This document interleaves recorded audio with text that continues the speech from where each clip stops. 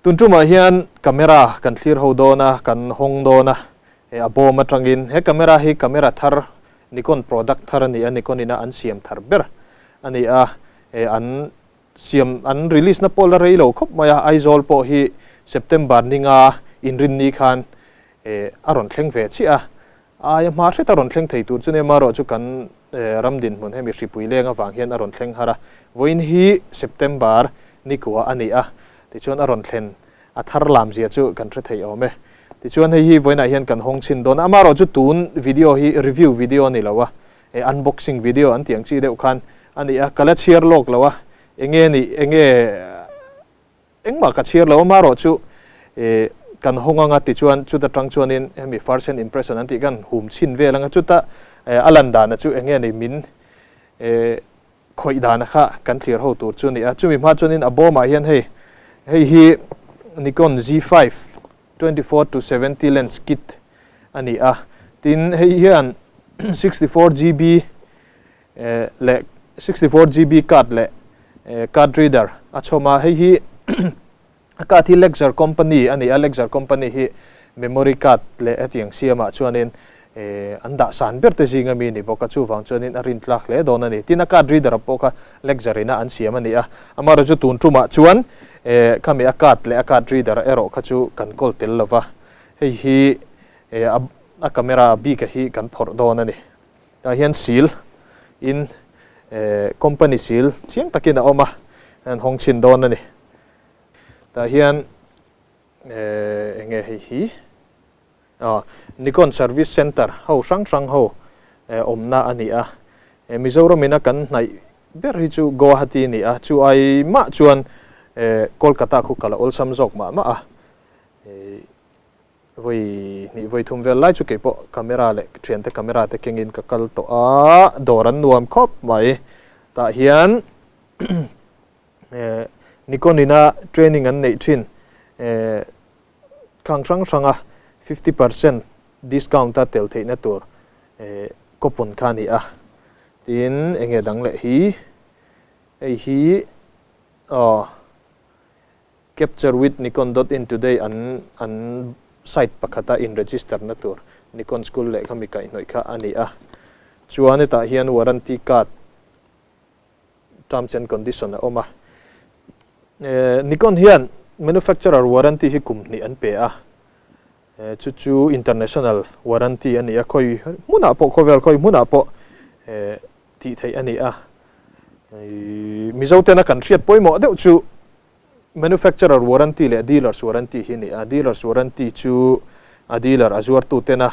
warranty an lo pek ve khani a manufacturer warranty nen chu nei ang lo deuh ani ti kha kan riat chena poimo khop mai tira hian service warranty oma warranty card pa ngai kan ti akha ani mai ome chungchun ni poka heng hi chu entry lu tok lawang lens pouch ani a lens bomb ani mel khop mai hi te pokan hong lo mayang chuan user manual Z5 user manual oma hei hi anei chuanin uluk taka share hi kan ti mak mo ani chuan a camera tak tak kha kan phor tanang pek uluk khop maya a shui aneu ne watang hian ti teng tun trum chu C type USB C type amang ve ta thunga ama mi ang chi kha ani lo ani hi dang thread battery ania battery hi enge kan en chiang ang a battery hi 2280 mAh ani a ENEL15C hemi ni chuan Nikon camera dang D7000 71 72 ti vel ho khami series ho 13 D750 ti tenen po aman pol thei ti na ni amaro chu C ti hi oma hetilai bor vela hian tlem che te chu dang lam hlek om mai thei tin strap ani a orna oma hi kan phot sinang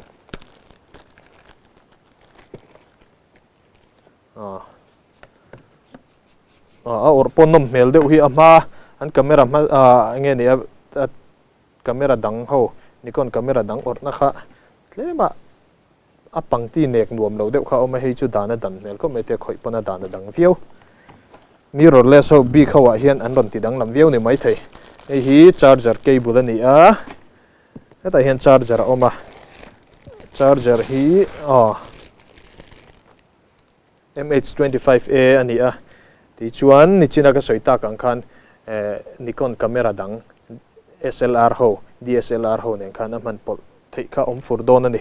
7000 series chin le 750 borvel hawa khan chuan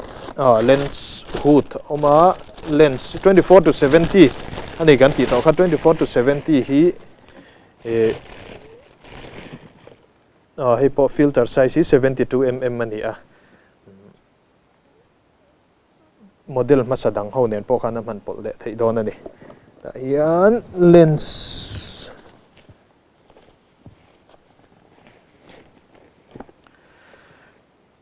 (24 to 70) ani a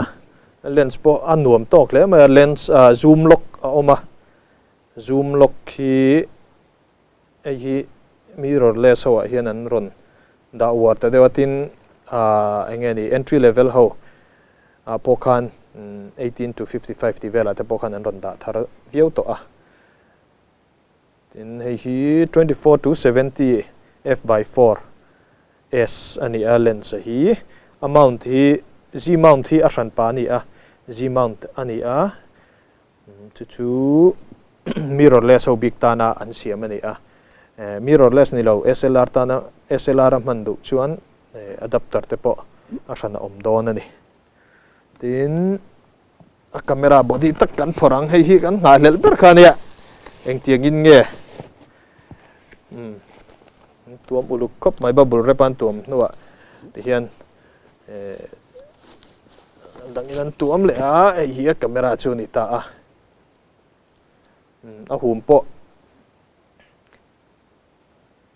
a grip pathu ka kudlian deuh tan po harsatna omdon lo ni camera te tangain a camera body rim hi chu SLR ho laka chuan te takania SLR a chuan kami D 3500 3400 ti borvel ho nen khan tilai borvel a mai rim hi chuin tiat thuakin karinga a grip ero hi chu ain nom lei khop mai he anuam a nget ngal chat mai chuan mirrorless hawa an ron ti thar deuh emi a viewfinder hi tle min ron ko chuak dewa hi SLR lama an chin vak lo khani a chu engeni abi thin tan chuan anuam le zualin karinga a chan chu hetilai a screen vela nar le mai mom hlup kha kai don lo ani tin LCD tiana koi theya hei taka hi video la thin ho tan le tin still la ho tan po angle chidang deuh hlek handu tan khan atangka yatin group photo ti velang chi te mo han lak don po in anuam nge thin a viewfinder hi ti khan lens kan vo chinanga ti chuan full body in kan so le chin thil dang lo mem om to lo ti china ka soita kan khana kat le a chom card le card reader hi hemi a packing a hian a tel lawa adanga anda don adanga anda a dealer te ne na tangin hemi le rol hian lak tur ani kan heng zong hi kan vo tur ho chu ni a tuna lens kan vo ma sapotanga a thil chik zual deu reviewer tam takina an sei chu lens vo le thlon don hian a battery hi phoi tur ten ti thina chu enge chan phei chu kan strap phave chi alo nai na ma chu tun tu ma po hian kan zo manga lens kan vo anga tin chu mi zo a battery kan vo anga chu ting chon kan ti don ni hi a body a betta body cover khani a sensor hi nakina hi a sensor hi mirrorless ani kan ti to ka he camera hi mirrorless om zia chu heta achunga prism heta ron reflect tu kha omlo heta in flip mirror in honga in kharang chi kha dar thalang in honga in kharang kha omlowa chu wang chuanin mirrorless technology hi chu technology thar deuh tin a thala ka po a speed po rang jok tura an ngai chutianga an duan chu ni chu Nikon hian tian man han la chho ve ta zelani hei ma saber po chu ni chi a chuang lawa Nikon J series te po kha tun ma khan an siama ma ro chu a fu lu tuk lo dewa hei hinia Nikon le kan thria rang tur chu camera trend khathi a her zong hin ang lo thin a Nikon hi sana vir zong a her tur ani a tikhan hi lak chu tur ani a ti chuan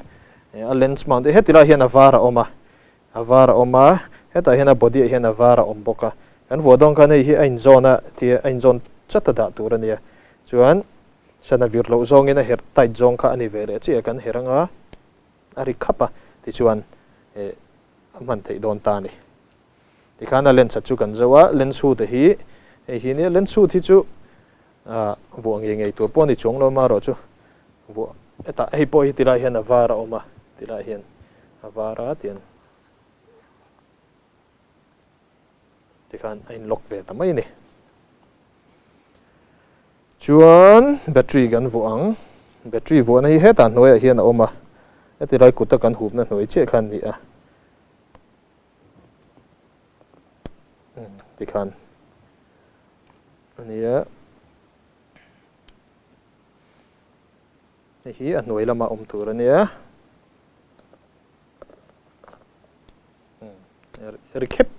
recap ka poimo a tikhan hi camera chu ni ta memory card vo nei tilai a humna bula bokhian ni a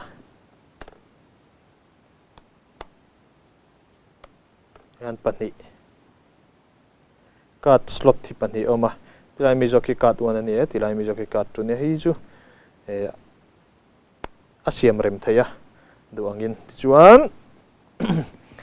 film khurle turana thlopal hian a chedu a thlopala hian warranty hi a om lo an ti thina chu wanchon tun chu apen om lo tura kanga ya kan thlopal lo na turin strap kan vo don ani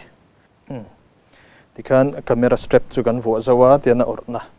ania ta hian camera strap a hian soitong kan Nikon Z90 a thimak ve dang chu American influence ani berang chu Nikon kan tia adota na model number Z anda a 5 antia Mizo chuan lam taila Nikon Z5 kan ti mai anga maro chu Nikon Z5 ti kha an lam da na ne tiang chong kan han lam ve ta mai chu ne chu tiang American na lam tar ro chu Nikon ti Nikon American ho lam da ni Nikon te po khan ti ve mai om tak ani maro chu Nikon ti kha kan lam dan tur chu ni ri Z5 ti mo Z5 ti po kha asual na mem po chu ke ka relem chuang lo ve a ti chuan kha camera chu ni a moya tin a huma nuama ka ngai poi mo ber chu ke ma chon hum do mani a ab ain balance tha atuna lens nen po a body rid lu tuk lawa a lens rid lu tuk lawa ain buk lu tuk lawa chuan heti ni chuan lens dang heng ai rid 70 to 200 te po vo don taila anuam tok ve winarin oma tin battery grip te ne na ni phei chuan in ain balance tha tok ve winarin oma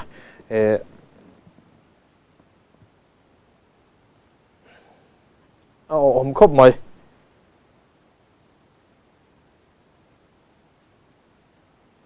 kan on chinang landscape kha danga ka ta omlawa aria tikhan Nikon hian ngatila hian hi tilai mi hi aperture adjust na ania hetilai hi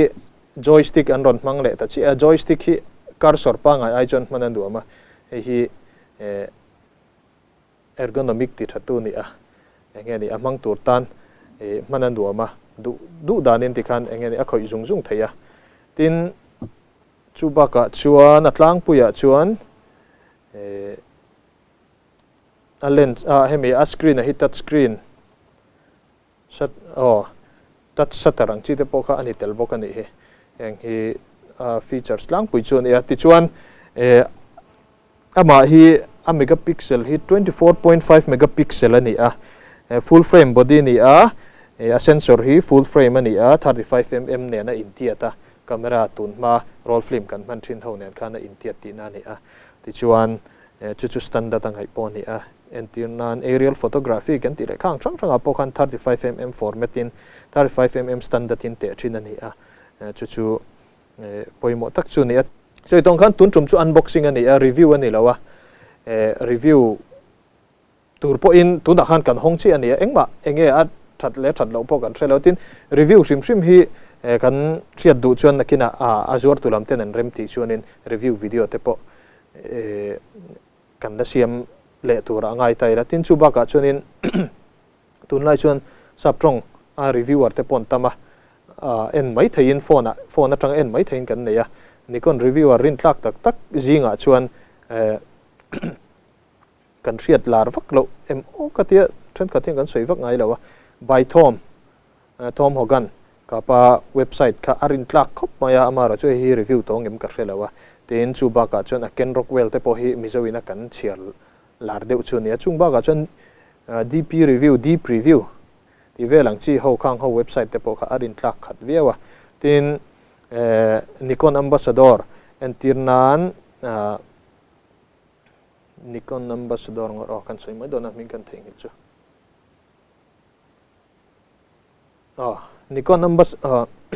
Nikon ambassador anti ho Jerry Gionis ti te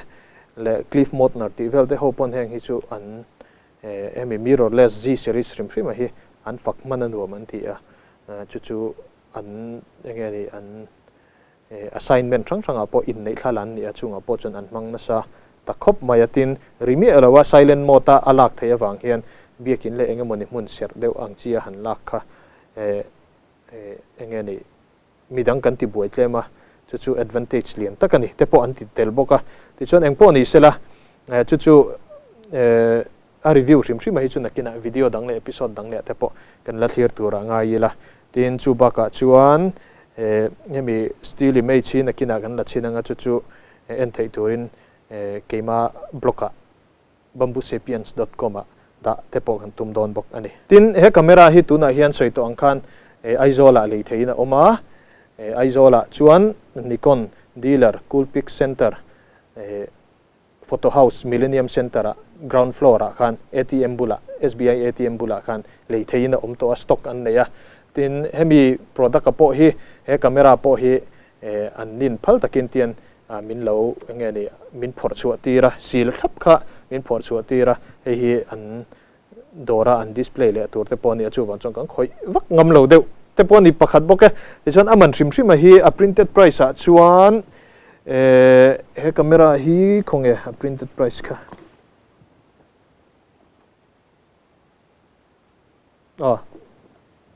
aman hi kan riat chak karinga a printed price thrim a chuan hemi kit lens 24 to 70 f4 nen hian Z5 body 24 to 70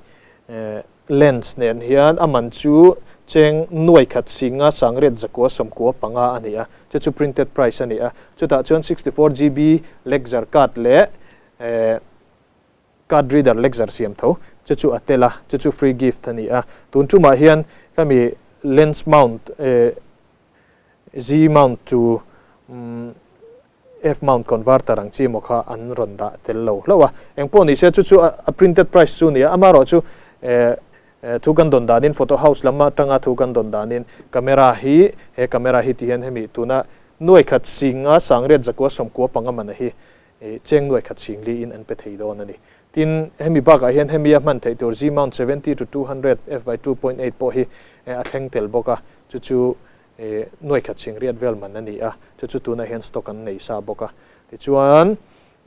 soi to angkhan he camera hi aman chu noi khat sing li ni hlawkpui deuh SLR pang achon D750 ti vel ten en khan ain tluk vel viewin karinga chung ten en chon aman po ain thlau lo khop mai tin hemi Z series so pa ngai full frame a chon hi aman tlom ber ani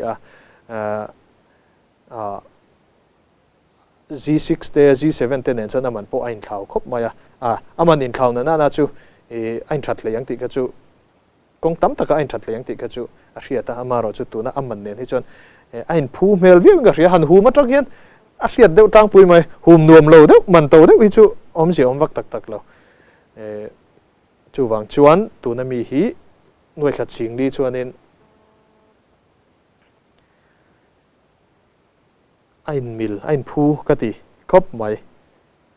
tin printed price ain cheng sing hi donin atlom shrim ti kha lo hre thar le bok tai langin a thange le ka jong kha tun chu matan chuan ni ro se